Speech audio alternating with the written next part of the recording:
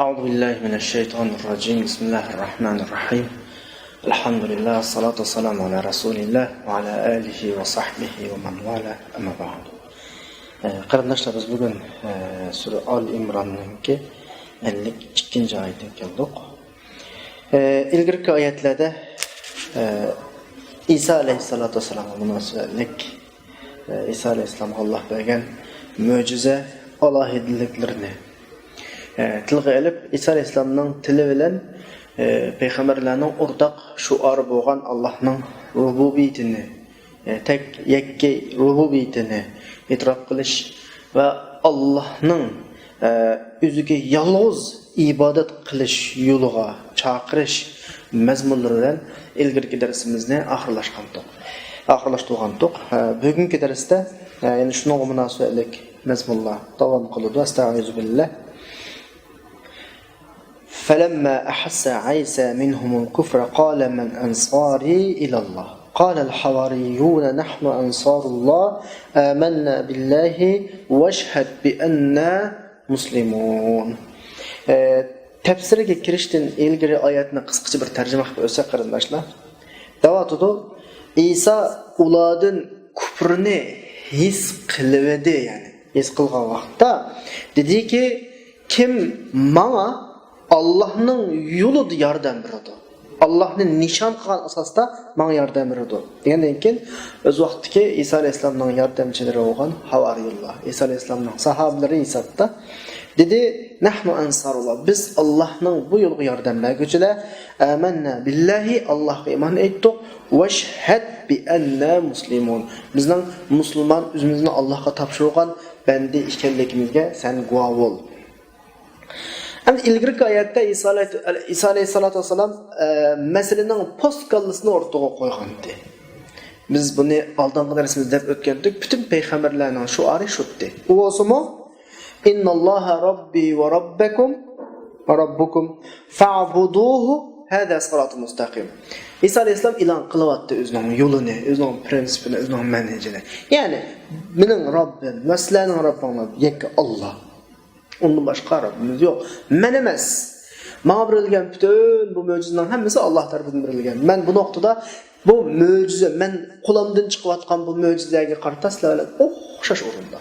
Hiç kana Allah'ın yok. Doğandan keyin ibadet qilish to'g'ri kelsa, Alloh to'g'ri ibadet qiling Allohga.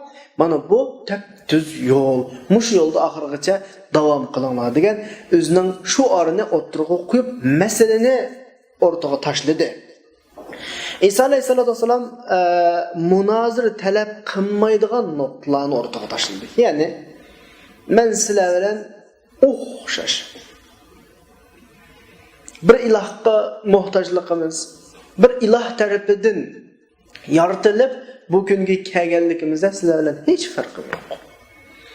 Bu yuqorqi mo'jizalarni kelishimda men sizlardan alohida bir farqli ekanligini ifodalashni akamidim.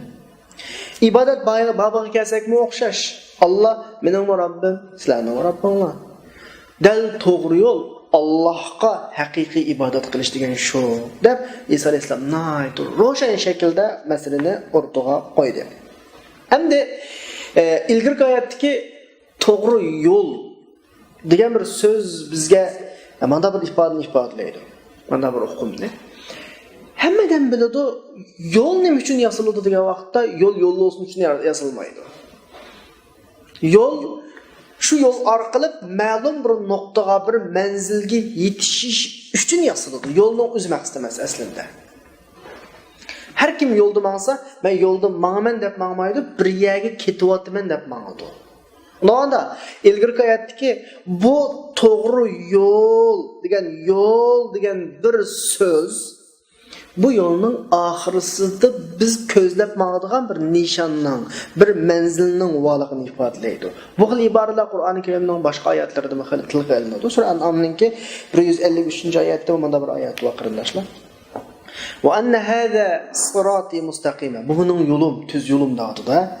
Fattabi'uhu wa la tattabi'us subula fatafarraqa bikum an sabili. Zalikum wasaqum bihi la'allakum tattaqun. Mana bu mening tuz yo'lim, buningga ergashinglar. Boshqa yo'lga ergashmanglar. Bu başka yollar sizlarni Allah yoldan başka yoqqa bilib o'tadi, ayirib o'tadi degan bir şekilde deki mazmundagi oyat. Endi yana bizning ketayotganimiz bir yo'l qarindoshlar. Bu dunyoda yashayotimiz deymiz-yu, bir yo'lda ketyapmiz. Yo'lning o'zi deganimdek maqsad emas. Hech kim yo'lni maqsad qilib sirtga chiqmaydi, yo'lga chiqmaydi. Balki ko'zlagan bir nishonni, bir manzilni maqsad qilib, undan keyin yo'lga chiqadi. Anda o'gandan keyin cho'qim mutlaq bir nishon bor degan ekanmiz, bir nishonni o'zimizga belgilab olishimiz kerak. Biz zaten nega mangamiz? Yo'lga chiqdik, qaysi yo'lga mangamiz? Mushu nishonni belgilab olish andan keyin bizning shu yo'lda qanday mangishimizni, qaysi yo'nalishga qarab mangishimizni shu vaqtda bu belgilaydi. İsa alayhissalom yo'lni belgiladi. Yo'lni naytdi. Uçuk ravishda o'rtaga qo'ydiki, innalloha robbi va robbukum ma nishon. Bizning yo'lning nishonini belgiladi. Allah mening va sizlarning Robbinglar fa'buduhu deb bo'lib, undan keyin yo'lning gapini qilib, hada siratun mustaqim. Mana bu tuz yo'lda o'tadi. Undaganda hayotning o'zi bir yo'li bo'lsa, bizning hayotda nishonlaydigan nishonimiz aniq olsunki, biz musulmon bo'lib sifatimiz bilan bizning nishonimiz nima qilamiz? Allah qilamiz. Allah bizning nishonimiz. Biz bir yo'lda mangdiq desak, shu Allohni ko'zlab mangamiz. Undaganda Allohni ko'zlab manganimiz bizning mengish jarayonida, yo'l tanlashda, yo'lning qaysi tarafida, qaysi yo'nalishga qarab mangishda aks etish kerak. Endi ibodat huquqiga kelgan vaqtda fa'buduhu ash oyatning ilgirki oyatdiki ibodat qilinglar dedi-ya. Ash ibodat degan nima desa, ibodat qilgan odamning ibodati nada aksidi desanglar, o'zi ibodat qilgan ma'bud, o'zi cho'qingan ma'budining buyurgan har ishlarini qilish, uningga itoat qilish ibodat. Shunga diqqat qilish kerak, ibodat qandaqdir biz diniy atalg'ida ko'ngan ibodat shakllariga ham xos emas. Masalan, la ilaha illalloh Muhammadur Rasululloh, namoz o'qish, haj berish, zakat berish, ro'za tutish qatorliq islomning 5 arkoni deymiz ya. Bizning ko'pinchimizning kallasida ibodat desa, mush narsalar keladi. Esin oldi bo'lsin, ibodat bulag'lar qarashliq emas. Mavla Müslüman insan qat'iy ajri so'nmaydigan, Alloh bilan musulmon insonning o'tirishini tutib turadigan va butun bu odamning hayoti shuning ustiga quriladigan bir asos mabashi. Iymon aytish, namoz o'qish, zakat berish, ro'za tutish, haj qilish insonning iymoniy hayoti buning ustiga quriladigan, ibodat hayoti buning ustiga quriladigan va bu hayotda o'zining iymoniy energiyasini zararlab turadigan bir asos, mavbashi. Endi qolgan narsalarning hammasi undan boshdan boshqasi. Va ibodat degan nima desa, bu 5dan boshqa, shu 5ning ustiga qurilgan insonning hayotining hammasini o'z ichiga oladi. Madam shu inson o'zining bu hayotida Allohni nishon qilgan bo'lsa, Allohni ko'zlagan bo'lsa, Alloh tarafiga qarab ketgan bo'lsa, insonning har ishi ibodat. Ticaret qilib pul topsin ibodat, insonga bo'lsin. O'qigan bo'lsin ibodat. Teriqchilik qilgan bo'lsin ibodat. Nimish qilgan bo'lsa ibodat turadi. Bu islomning 5 asosini ibodat arkonlari deb taqsimotga kinki ulamalar masala osonlashsin uchun ayrilgan narsa. Amaliyotda bu 5'i takrorlasam gapimni qisqacha bir musulmon inson Robbi bilan bo'lgan aloqani uzib qo'ymaslik uchun davom qilib turadigan, o'zining iymoniy energiyasini har doim o'zining xoliqi, dunyoning xoliqi bo'lgan Allohga bog'lanib turib, zararlab turadigan bir muhim ish, muhim asos. Bu hammasi emas. Mushu asos ustiga andan keyin insonning iymoniy hayoti, ibodat hayoti buning ustiga quriladi. Agar buni bütün musulmon qiladigan, bütün hayotida mushni qilsa bo'ladigan ibodatning bütün hukmini o'z ichiga olgan ishlar deb tushunib olsa xatolashgan bo'lamiz. Ibodat yana takrorlasam, Alloh buyurgan, yaxshi ko'radigan ishlarning har qanday ibodat bo'ladi. Allohning buyrug'ini ado qilib, oilangga sahib chiqish, mas'uliyatini ado qilish uchun uyangdan rizq talab qilib, bir kasb qilish uchun chiqqan bo'lsang ibodat, o'qigan bo'lsang ibodat, dining, millatingning kelgusi uchun nima o'rgansan? O o'rgangan narsang diniy bilim yoki g'ayri diniy bilim bo'lsin. Qanday bo'lsin, hammasi amaliyotda diniy, g'ayri diniy bo'lmaydi. Insonning hayotidagi narsaning hammasining nishondan to'g'riligidan hammasi diniy bilim bo'ladi. Sen o'rganganing har qancha men hozirgi atalg'udagi kishilar fanniy diniy deb ayirib oladi-ya, har qancha o'rganganing boshqa sohadagi ish bo'lsa-mu, madam sening nishoning Alloh bo'ladi ekan, sening nishoning din, millat bo'ladi ekan, hammasi dinga oid, hammasi ibodat hisoblanadi.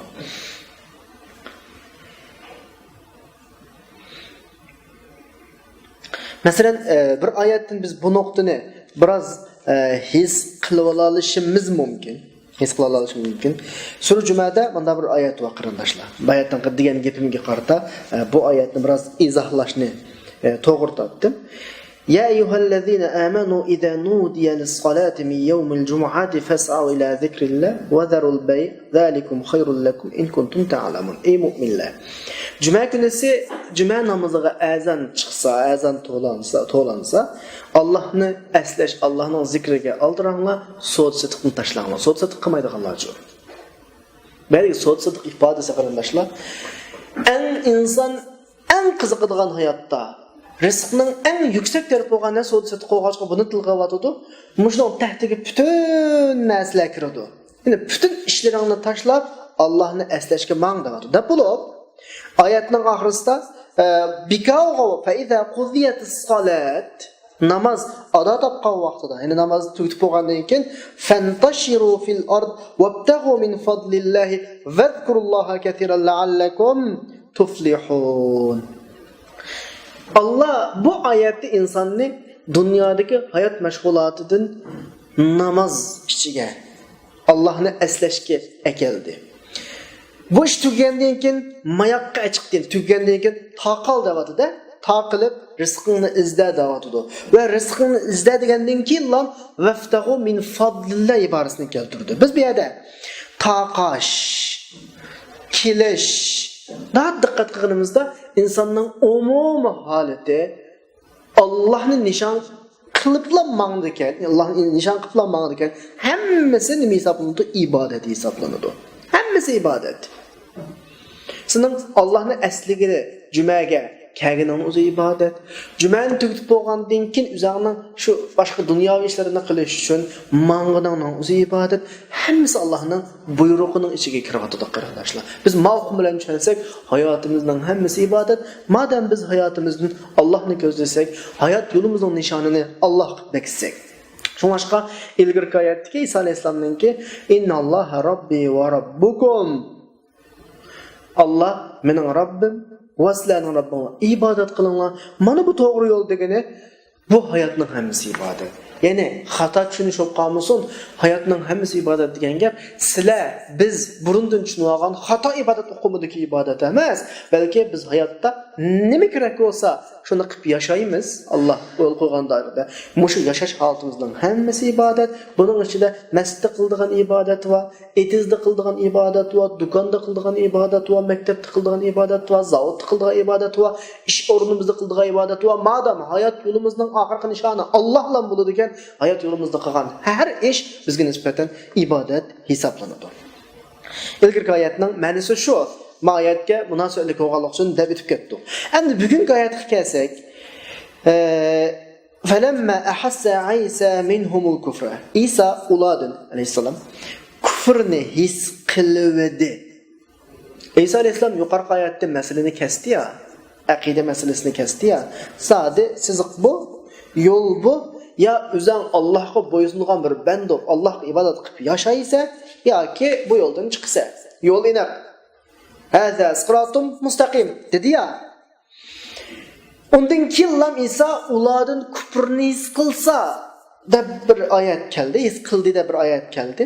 Bu nimani ifodalaydi desanglar, har qanday bir fikr sohibi, har qanday bir vazif sohibi, har qanday bir nishon sohibi chuqum o'yga qo'yish kerak. Atrofida nelar bo'lib o'tadi buni bilib turish kerak. Chunki bir fikr sahibi, xususan diniy fikr sahibi, bir haqiqatni kishilar o'tirishga et chiqib, kishilarni men zulmatdan nurga chiqiraman degan odam o'tirib qo'ygan fikr mutlaqo birlariga tegib turadi. Chunki kishilar zulmatda yashayotgan ekan,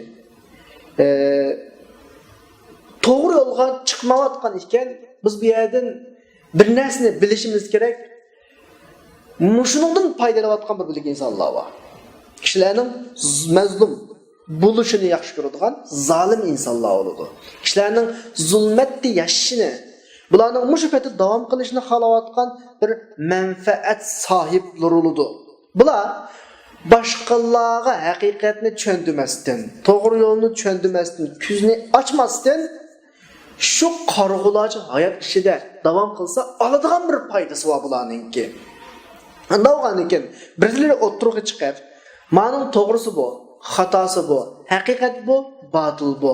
Mana ma'sning erkinliging, ma'sning huquqing" degan hamallam ma'xildagi kishilarningki manfaatiga tegib turishi. Shuning bilan bular buningga qarshilik qilib o'tirg'i chiqishi mutlaqo bir masala. Buni har bir da'vatchi, har bir to'g'ri yo'lga boshlab manaman degan odam bunu bilish kerak. Oyatda da'vatqani shu.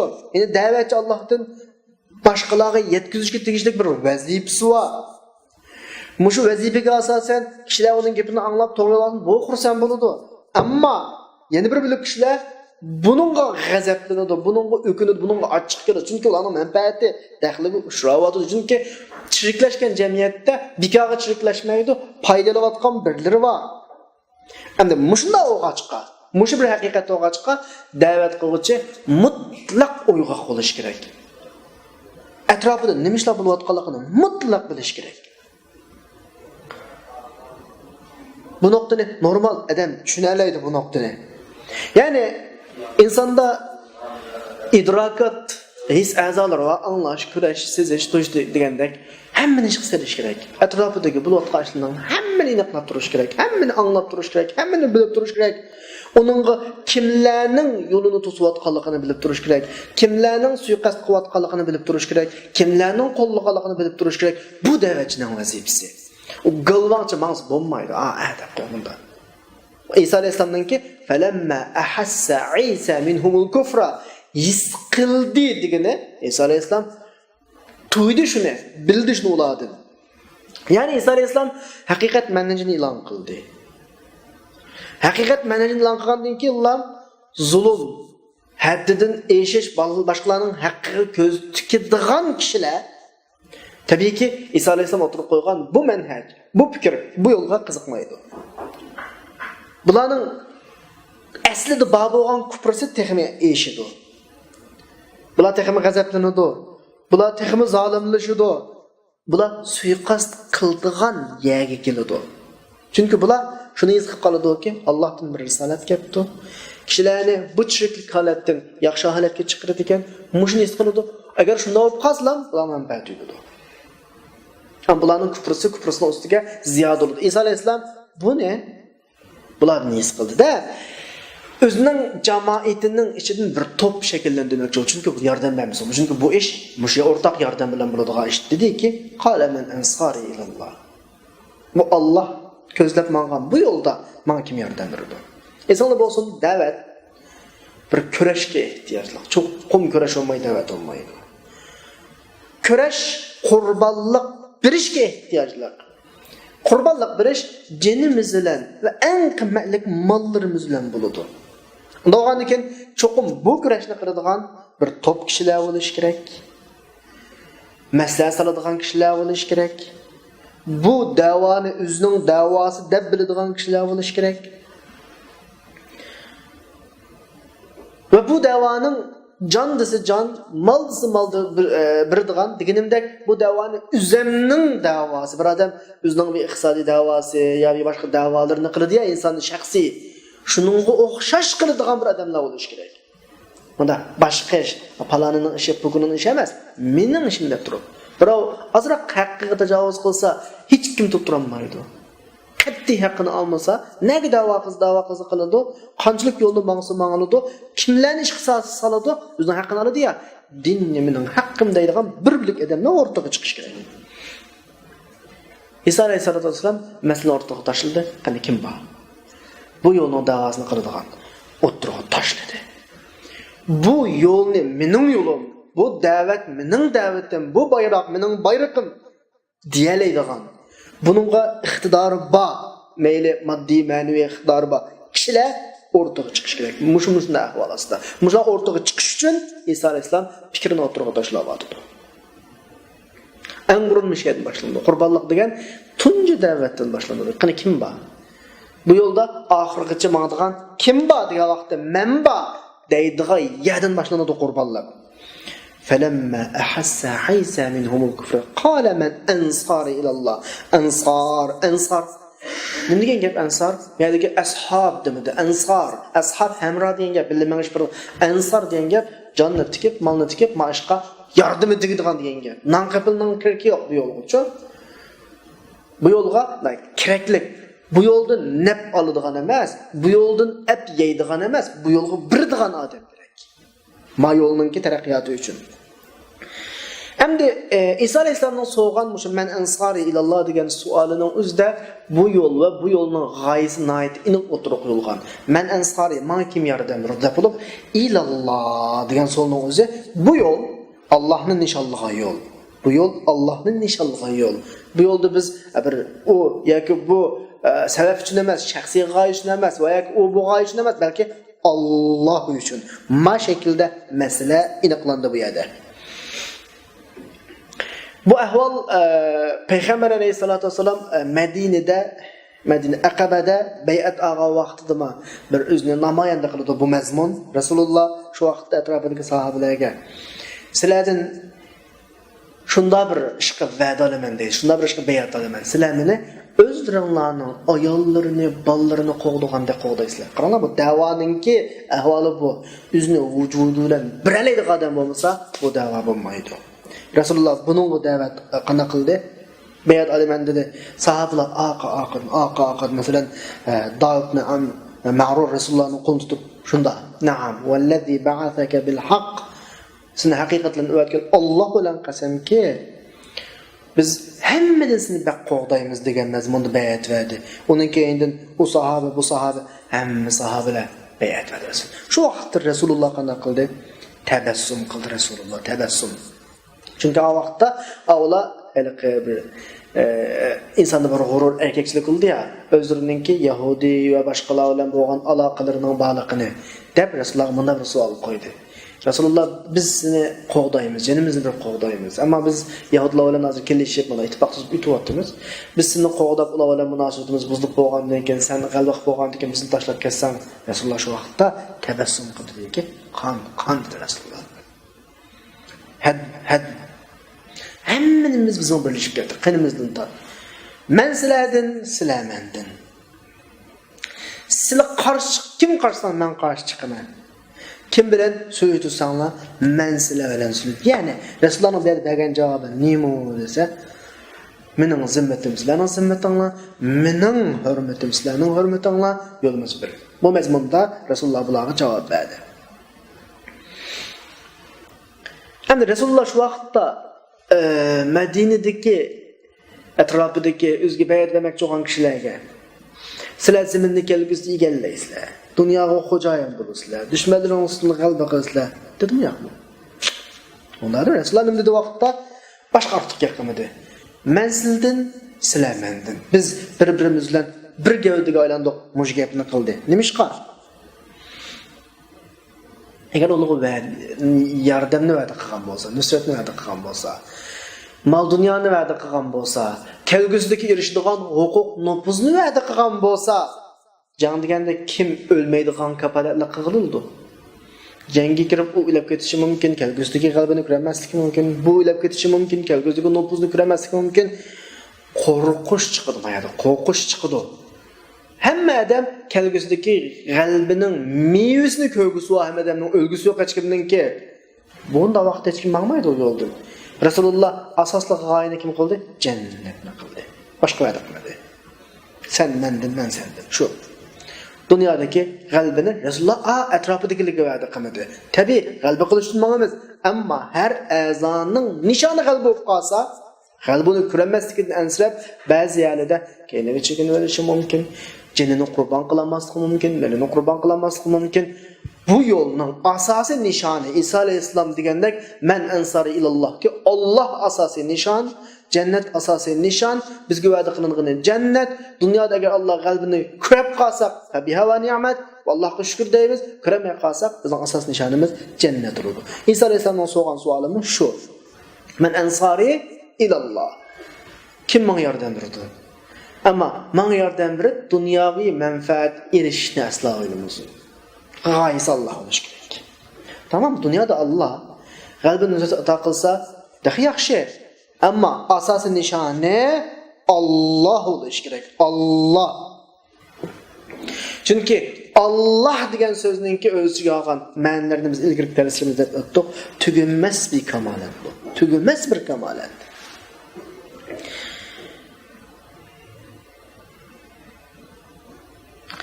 Andikin qistirib qo'ydigan bir gap birodarlar.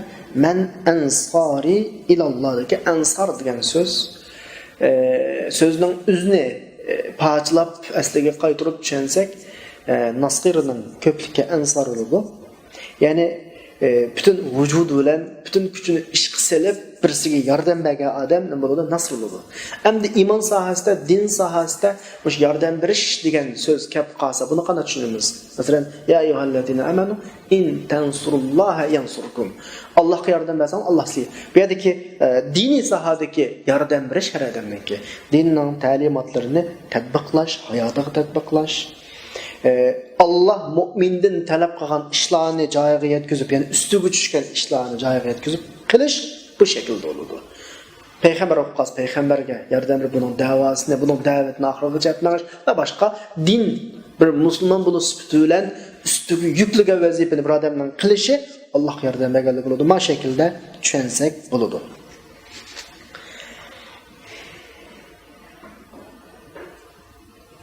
Tabii ki hayat biz davamlı deb ko'ryapmiz, ikki guruhga bo'lingan. Birisi iymon guruhi, birisi kufr guruhi bo'ladi. Isa alayhisalom bu yerda o'zining ashoblarini iymon guruhiga chaqirib, g'oyani Alloh qilgan holda o'zining ustiga tushgan vazifani ado qilish va buning natijasida Allohning nusratiga erishish uchun chaqiryapti. İbayatni o'qigan oyatimiz shu: Ya ayyuhallazina amanu in tansurulloha. Sizlar bu sababga qitilsanglar, yani guruhingni iymon guruhiga ayrilsanglar, ustunligiga tushgan vazifani ado qilsanglar, yansurkum va yuthabbit aqdamakum. Alloh sizlarga yordam beradi, qadamlarni mustahkam qiladi. Tabiiyki oyatda sizlar Allohga yordam qilsanglar, Alloh sizlarga yordam qildi degani, ya'ni ikki yordam bor. Birisi mu'min Allohga yordam qildi, birisi Alloh mu'minga yordam qildi. Tekrar devatay. Mu'minning Allohga qiladigan yordami, mu'minning mu'min bo'lib bilan ustiga tushgan vazifasini ado qilish, dinni tatbiqlash, dinning ta'limotlarini uyg'unlash orqali bo'ladi. Allohning yordami mu'minga uni dunyoda bo'lsa kufar ustidan g'olib qilish, izzatli yashash, qiyomatda bo'lsa jannatga kirgizish orqali bo'ladi. Bu yerdagi man ansari ilalloh degandagi ansari shu mu'min qilish tegishli butun vazifasini jondan o'rindaydigan kim bor demakchi, boshqa gap yo'q bu yerda. Ya'ni vazifasini bajandil o'rindaydigan kim bor degandan iborat boshqa emas. Shuningga oyatning oxirisida nima dedi? Nahnu ansarulloh. Biz Allohga yordam berguchilar deb o'zining qanday yordam beradiganligini izohlayotdi-ki, amanna billahi, bu birinchi yordam. Aşı oyatdagi mu'minning davomli Allohga yordam berish, dinga yordam berish, yordamning ma'nosi birinchisi bu. Bu yo'lga tava bo'lish avval. Bu yo'l tarafda mengish, bu yo'lda mengish. Amanna billah, Allohga iymon etdik. Ikkinchisi, va shahad bi anna muslimun, biz o'zimizni topshirganligimizni, butun buyruq kelsa ijro qilganligimizga guvohlar. Ya'ni biz musulmon degan ma shaklda qanday yordam berganligini, qanday quvvatida izohlayotdi.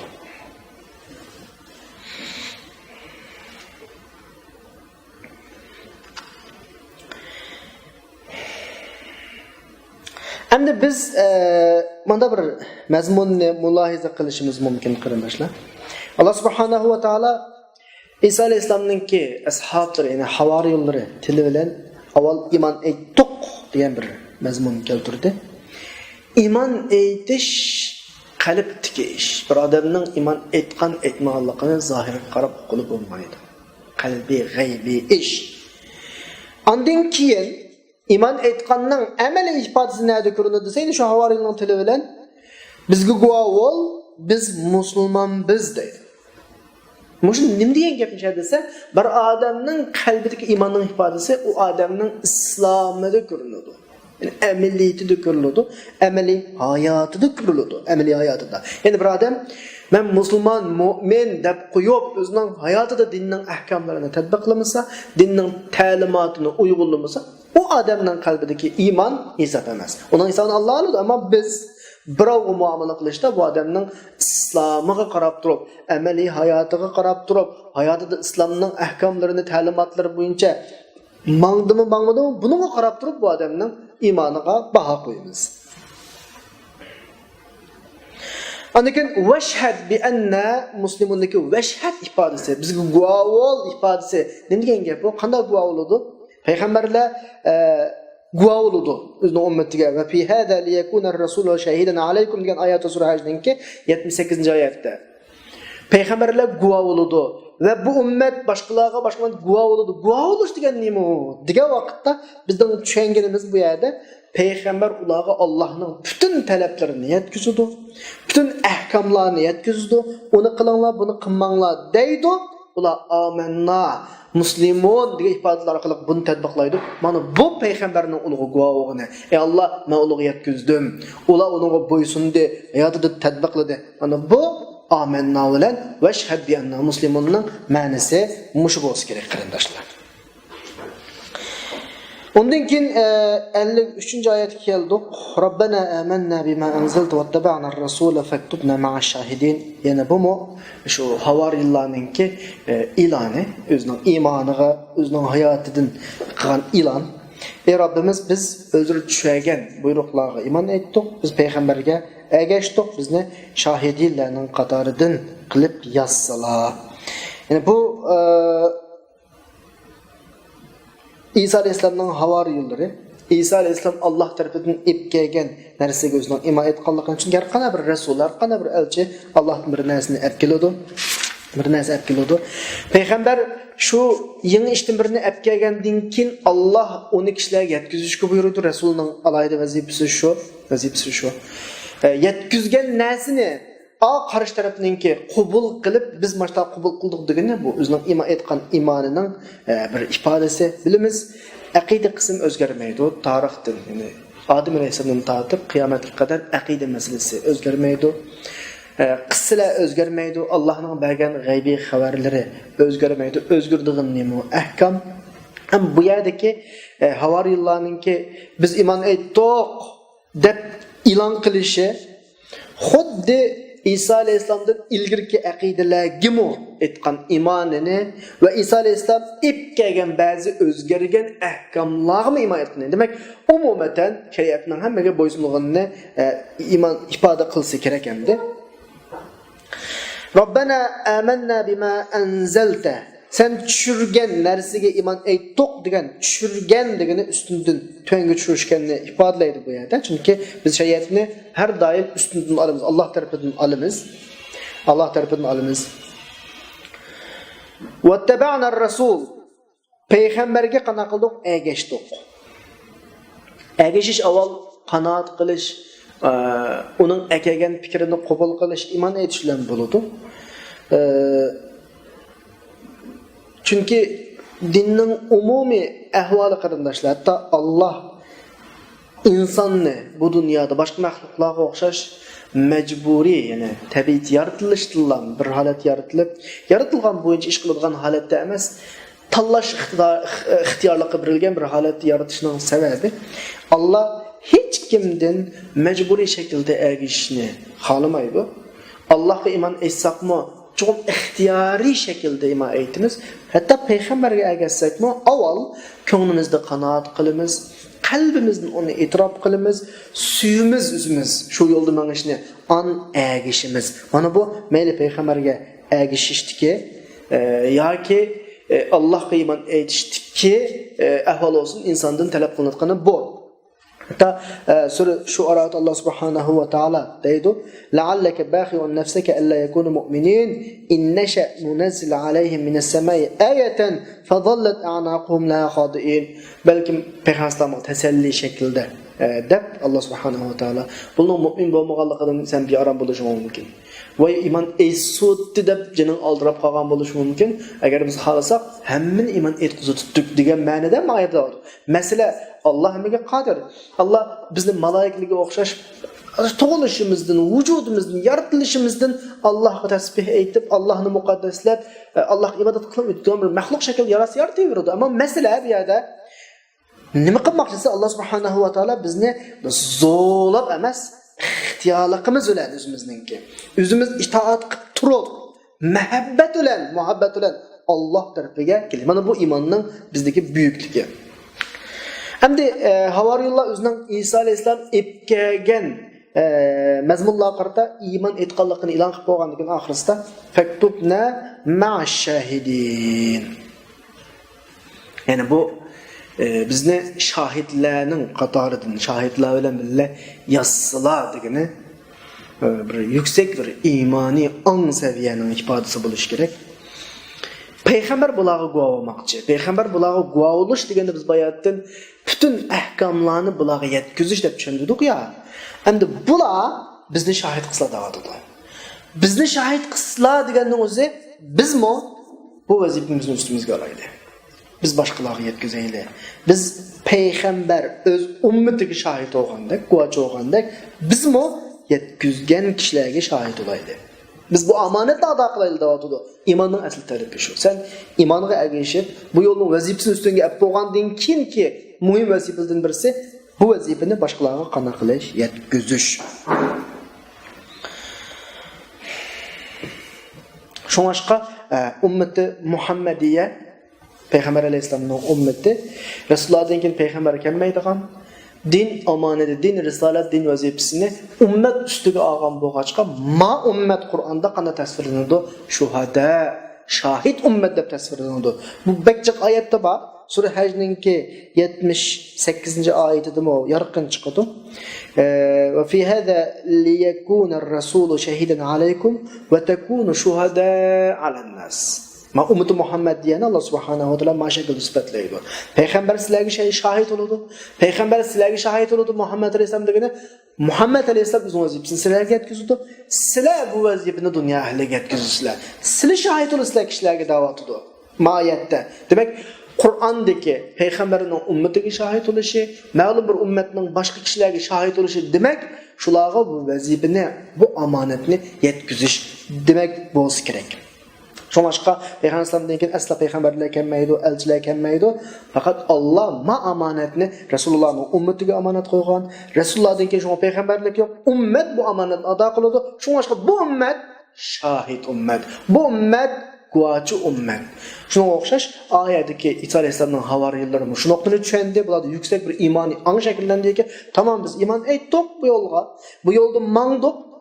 Özümüzden barlığımızdan bu yolga yardım kılış için vazifamizni ado qilish uchun bu yo'lga keldik. Endi bizmi o'zimizning omonatimizni ustimizga olaylik. Faktubna ma'ash-shahidin deb ma shaklda duo qildik qarindoshlar. Bugungi darsimiz mush 52-oyatda vaqtdan so'ng to'xtaydi. Darsimizning oxirisini 54-oyatni, 53-oyatni to'xtadi. Kelasi darsda davomlashtiramiz. Alloh subhanahu va taolo hammalarni amanetni üstüge alalaydıgan, şahit başkalarına guvoh bo'ladigan kishilarning qatoridan qilsin. Qalbimizni imani an seviyadagi ichversin. Va axiru da'vana alhamdulillahi robbil alamin.